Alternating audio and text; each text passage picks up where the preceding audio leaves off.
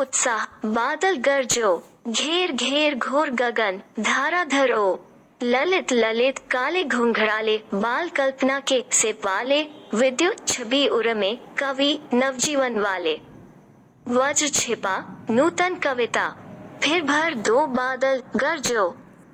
संदर्भ प्रस्तुत पद्यांश हमारी पाठ्य पुस्तक क्षितिज भाग 2 के पाठ उत्साह से लिया गया है। इसके रचयिता छायावादी कवि सूर्यकांत त्रिपाठी निराला हैं। प्रसंग इसमें कवि बादलों को गर्जना करने हेतु उनका आह्वान करता है।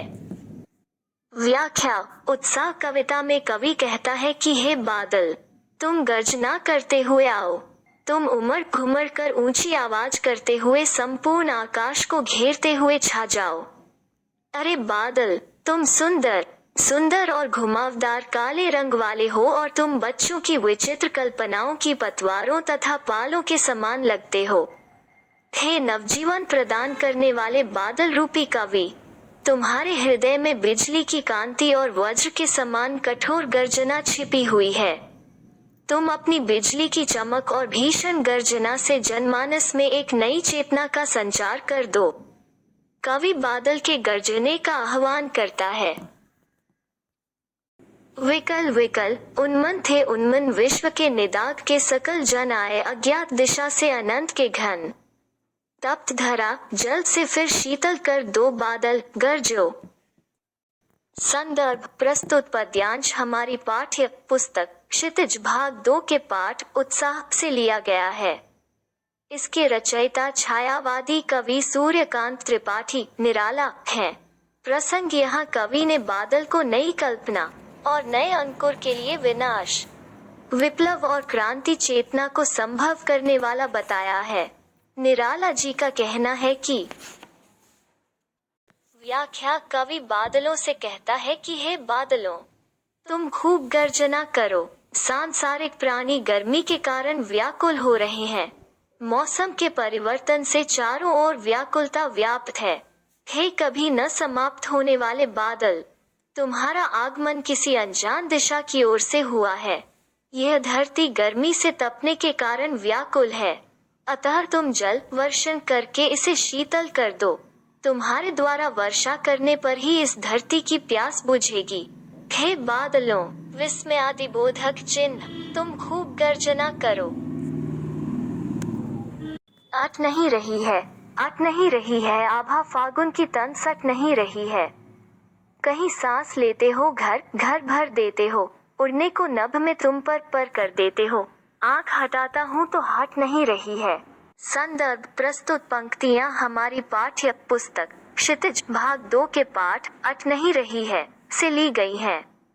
इनके रचनाकार छायावादी कवि सूर्यकांत त्रिपाठी निराला हैं। प्रसंग इन पंक्तियों में फागुन मास की मादकता का वर्णन किया गया है। व्याख्या कवि कहता है कि फागुन मास की कांति या सुंदरता कहीं समा नहीं पा रही है। भाव यह है कि फागुन मास का प्राकृतिक सौंदर्य इतना मनमोहक है कि वो तन मन में समा नहीं पा रहा है। चारों ओर सुंदरता का वातावरण है। वातावरण में चारों ओर सुगंध फैली हुई है।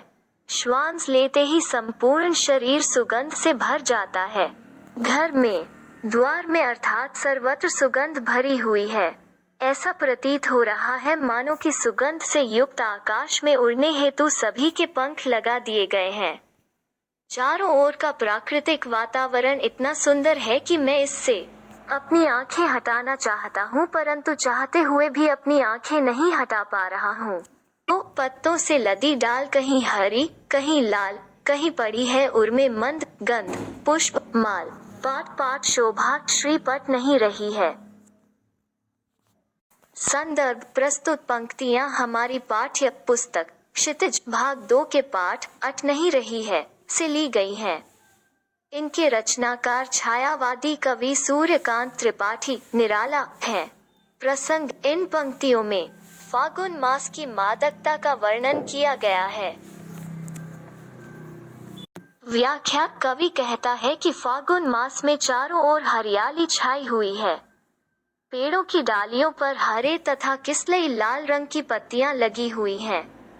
पेड़ पौधों पर फूल आने से ऐसा प्रतीत हो रहा है मानो पेड़ों ने मंद मंद सुगंध से महकते फूलों की मालाएं अपने हृदय पर धारण कर ली हैं। प्रकृति का एक एक अंग सौंदर्य से युक्त है। प्राकृतिक शोभा ऐसी अद्भुत है कि वहां समा नहीं पा रही है।